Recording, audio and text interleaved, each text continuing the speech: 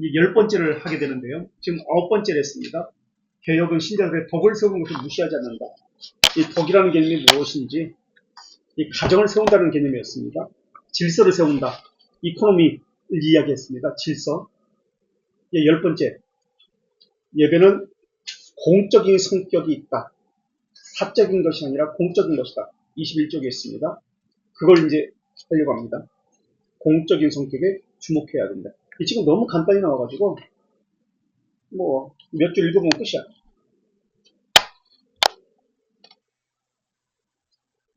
예, 예배의 공적인 성격에 무엇보다 주목해야 된다. 예배 원리 또는 교회 질서의 원리 10번째입니다.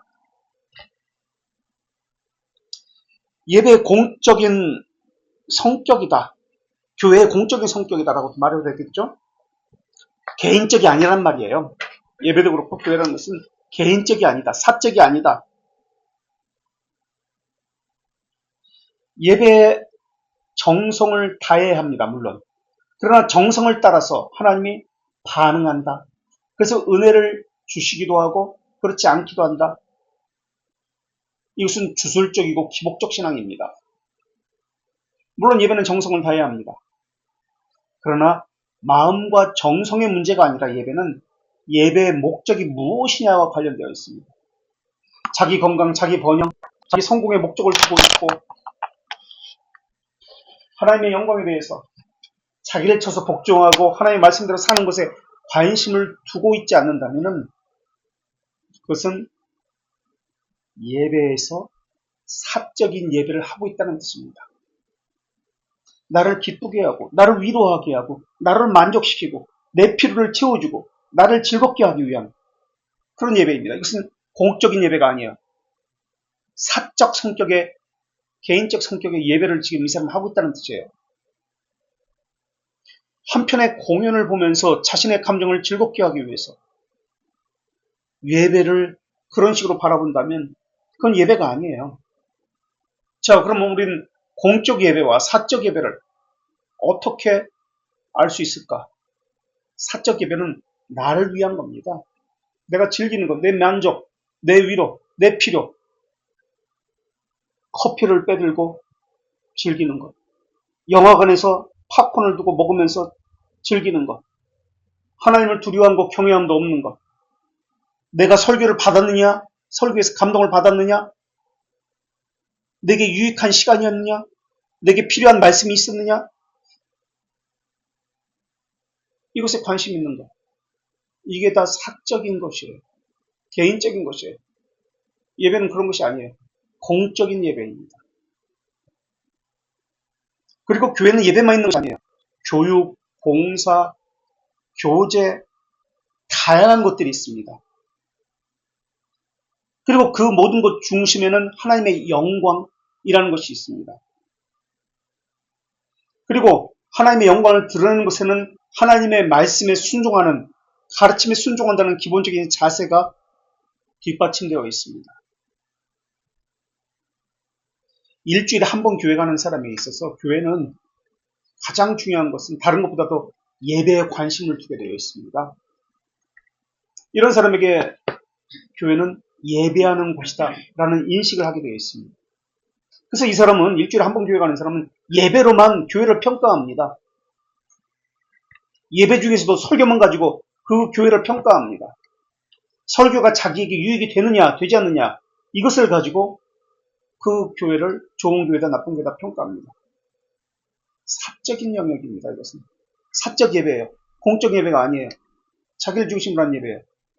예배 이에는 두 요소가 함께 있습니다. 두 가지 요소가.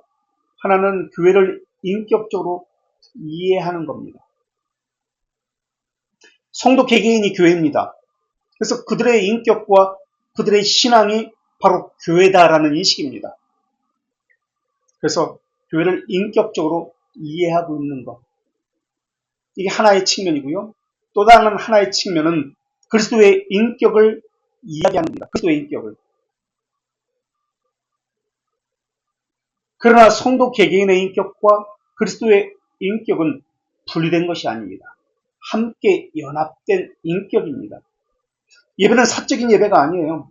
공적 예배의 성격이 있습니다. 흩어지는 교회로서 사적 예배가 있지만 모이는 교회로서는 공적 예배를 지향합니다. 떡을 떼는 행위도 함께 모여서 한 떡을 뗍니다. 찬송하는 것도 함께 모여서 한 주를 한 믿음으로 한 성령 안에서 함께 찬송하는 겁니다. 기도도 사적 기도가 아니라 공적 기도를 합니다. 설교도 사적 설교가 아니라 공적 설교. 그러니까 모두가 함께 한 설교를 듣고 말씀도 한 사람의 목사의 개인적인 신변 잡기나 개인적인 이야기를 듣는 시간이 아닙니다. 우리가 한동안 비대면 예배라는 것이 있었습니다. 누가 만들어냈는지 모르지만 비대면 예배라는 말을 만들었는데 생각을 해보십시오. 어떻게 생각합니까? 비대면 예배가 공적 예배일까요? 사적인 예배일까요? 어떻게 생각하세요?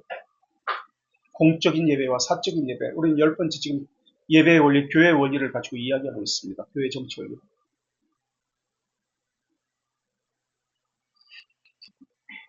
모두가 함께 한자리에서 한 말씀을 듣는다.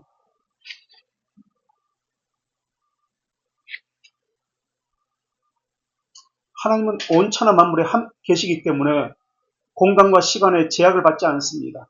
그렇기 때문에 언제 어디서든 우리가 예배한다 할지라도 하나님은 우리의 예배를 받으십니다. 그렇기 때문에 언제 어디서 각자의 집에서 예배해도 하나님은 받으십니다. 이게 그들의 주장입니다. 비대면 예배를 주장하는. 그런데 하나님은 이스라엘 백성들에게 왜 성전을 지으라고 했을까요? 왜 내가 지시할 땅으로 가라고 했을까요? 하나님은 어디든 계시는 하나님인데, 현재한 하나님인데 왜 거기서만 예배하라고 했을까요? 왜 거기서만 하나님이 임재한다고 말씀하셨을까요? 어디든 계시는 하나님이. 공예라고 하는 것은 주의 날 유아를 포함해서 아기들을 포함해서 모든 하나님의 언약 백성이 하나님께서 공적으로 세운 직분자를 통해서 하나님 모든 언약 백성이 하나님께서 세우신 공적인 직분자를 통해서 하나님께서 명하신 방식대로 하나님께 드리는 예배를 공적 예배라고 합니다. 공적 예배라는 것은 하나님이 정하신 시간에 하나님께서 정하신 장소에서 하나님께서 택하신 모든 언약 백성, 아기들까지 포함해서 하나님이 정하신 날에 하나님이 정하신 장소에서 하나님이 세우신 공적인 직분자를 통해서 하나님께서 명하신 방식대로 하나님께 드리는 예배를 공적 예배라고 합니다. 그렇다면 주일 오전 예배가 있고 오후 예배가 있습니다. 오전 예배를 우리는 대예배라고 합니다. 오후 예배를 찬양 예배라고 보통 이야기합니다. 그래서 나는 일부 예배 드렸다. 오후 예배 빠졌다. 그 주일 예배 드린 것일까요? 주일을 지킨 것일까요? 어떻게 생각하세요? 성경은 뭐라고 말하고 있죠? 그 시간만이라고 이야기했나요? 주일을? 그날이라고 이야기합니다. 그날. 그날을 온종일 거룩히 지키는 것을 이야기합니다. 그러니까 예배에 대해서 일주일에 한 번 나오는 사람은 예배만 가지고 예배라고 이야기해요. 교회라고 이야기해요. 아까 처음에 얘기했죠. 예배만 있는 것이 아니에요. 가르침도 있고 섬김도 있고 봉사도 있고 여러 가지 교제도 있고 여러 가지 요소가 교회는 있습니다. 근데 그들은 예배만 가지고 일부 예배에 참석했다. 예배 드렸다. 안식일을 지켰다라고 생각합니다. 아니에요. 오후 예배도 예배입니다. 시간이 다를 뿐이지. 주일입니다. 그래서 오전 예배를 드렸는데 오후 예배 안 드렸다? 그건 안 지킨 거예요. 이런 개념이 분명히 있어야 됩니다. 둘 다 공적 예배입니다. 주일 오전 예배도 공적 예배고 주일 오후 예배도 주일 오후 성경 공부도 공적 예배입니다. 예배 형식은 갖추지 않았지만 예배입니다. 주일을 지키는 것이에요. 예배만 가지고 이야기하면 안 돼요. 교리 공부도 마찬가지예요. 그날 하루 종일 됩니다. 예배가 언제부터 있었나요? 에덴 동산에서 예배가 있었나요? 예배의 형식을 볼까요? 하나님께서 아담과 하와를 예배하도록 부르셨습니다. 하나님이 먼저 부르십니다. 이게 예배입니다. 하나님 먼저 우리가 처음 예배의 순서를 보면 어떻게 시작하죠? 예배 어떻게 하죠? 하나님께서 우리를 부르심으로부터 시작합니다. 예배로의 부르심, 예배로의 부름입니다. 우리가 하나님을 부르는 거 아니에요. 하나님이 우리를 부르는 겁니다. 그래서 예배의 부름입니다. 하나님이 우리를 부르십니다. 타락 후에도 아담의 가족은 함께 모여서 예배했습니다. 가인, 아벨, 아담, 하와 이 가족이 함께 모여서 예배를 했습니다. 자, 에덴 동산에서 부르심을 받았습니다.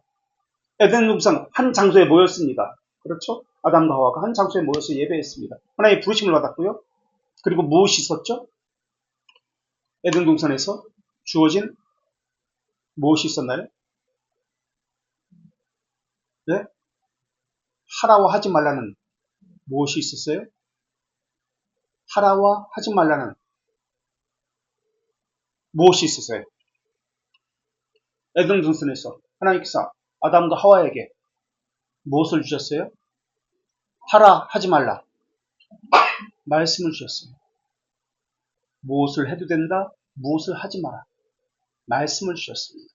명령을 주셨어요. 부르심이 있었고 말씀을 주셨습니다. 이 말씀은 두 가지 말씀이었습니다. 하나는 무엇을 하지 말라는 말씀이었고 다른 하나는 무엇을 하라는 말씀이었습니다. 거룩히 지켜라. 말씀에 순종하라. 묵상하라. 이렇게 하라는 긍정명령이 있고 죄짓지 말라. 불순종하지 말라. 선악과를 따먹지 말라. 무엇을 하지 말라라는 부정명령이 있습니다.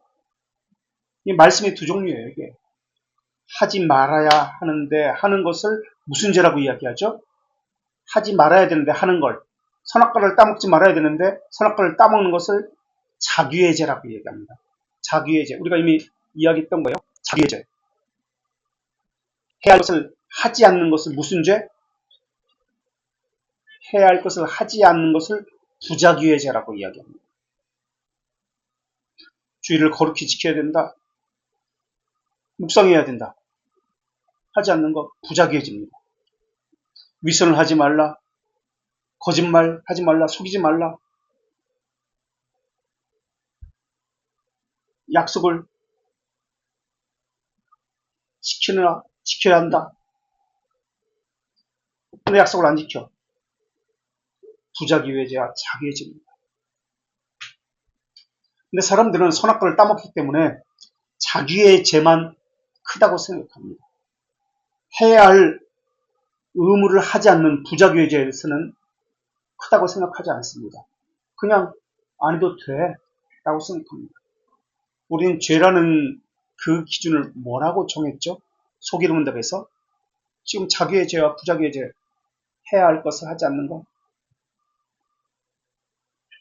그리고 하지 말아야 할 것을 하는 것, 이게 죄입니다.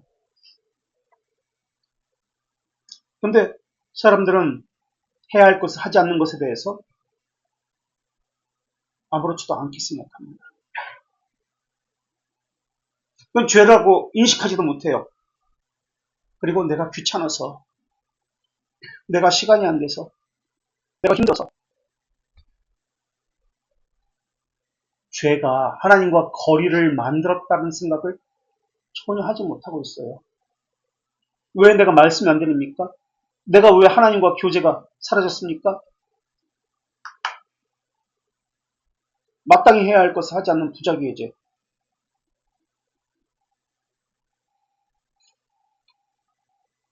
우리 저 사무실에 이런 사람이 많이 찾아오는데 결혼을 했어요. 근데 아내가 암에 걸렸어.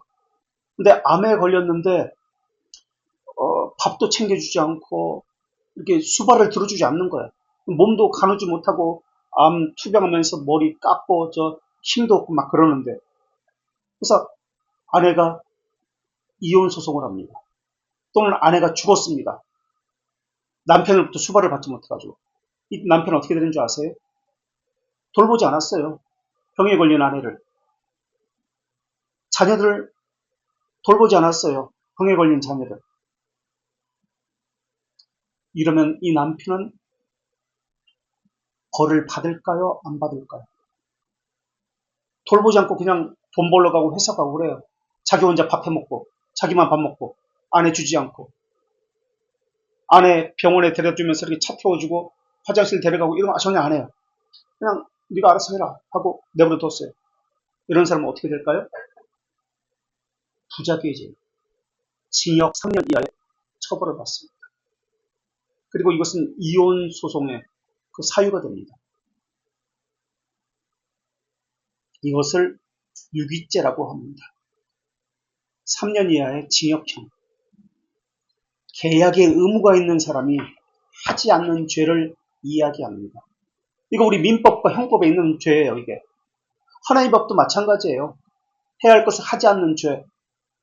이게 자기와 부자기의 죄예요. 근데 우리는 그것을 죄라고 해서 인식하지 않아요.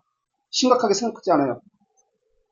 우리가 교회에 왔다는 것은 계약 문서를 작성하지 않았습니다만은 이미 등록교인이 되지 않았어도 하나님과 약속을 한 상태에서 이 교회의 질서를 따르겠습니다. 하나님의 말씀에 순종하겠습니다. 이것을 전제로 하고 이 교회에 온 거예요. 하나님과 눈에 보이지 않는 법적 언약을 맺었다는 뜻이에요. 하나님과 언약을 지키는 자는 하나님과 교제의 식사를 합니다. 연합과 말씀으로 하나님과 교제를 합니다. 하나님과 교제하는 것, 이것이 에덴 동산에서 예배 방식이었습니다. 자, 에덴 동산에서 예배 방식은 부르심, 말씀은 두 종류, 해야 할 것과 하지 말할 것에 대해서 하지 않는 것과 해야 하는 것, 자기, 부자기, 이것을 순종하는 것이었어요. 그리고 자신의 의무가 있었습니다. 경작하고 다스리는 것, 왕적 제사장, 선지자적, 제사장적 사역을 했습니다. 선지자적 사역은 뭐죠? 말씀을 가르치는 거예요. 아내에게 가르치고 말씀으로 다스리는 거, 왕적 사역이에요. 제사 지는 것, 제사장적 사역이에요. 삼종직을 에덴 동산에서 했습니다. 아담과 하와가. 신의 산 언약을 볼까요? 신의 산 언약은 하나님께서 누구를 부르시죠? 에덴 동산에서 아담과 하와를 부르셔서 하나님이 지정한 장소로 두셨습니다. 예배의 장소로 두셨습니다. 모세를 하나님께서 부르셨습니다. 그리고 신의 산에서 하나님께서 말씀을 또한 주셨습니다. 부르심, 말씀은 십계명이 대표적이죠. 해야 할 것과 하지 말을 것. 뭐뭐를 하라, 뭐뭐를 하지 말라. 똑같습니다. 에덴 동산과. 그리고 식탁의 교제가 나타납니다. 에덴 동산과 똑같은 거예요.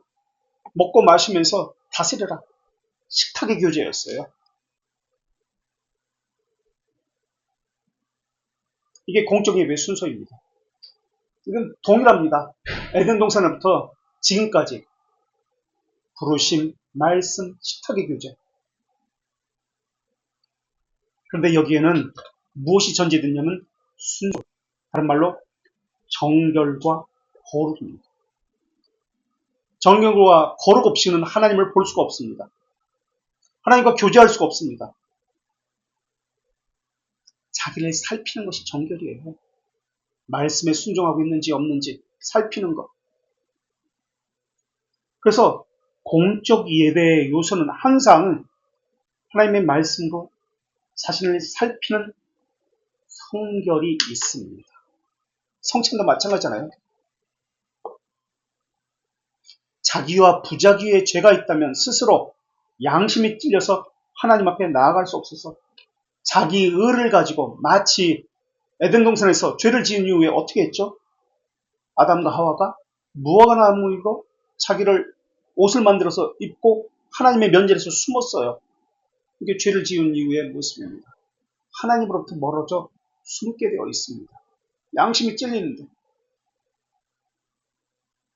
하나님 앞에서 자기를 내보이지 않습니다. 예배를 받으실 하나님과 인격적인 관계가 깨어져 버렸습니다. 근데 하나님이 또 찾아가시죠. 감사하게도. 그리고 왜 숨었느냐? 라고 묻습니다. 그러면서 이 아담과 하와에게 죄에 대해서 자기 스스로 고백하게 합니다. 근데 변명을 하죠. 그래서 정결과 거룩한 언약으로 인격적인 관계를 가진 것이 언약 관계의 기초입니다.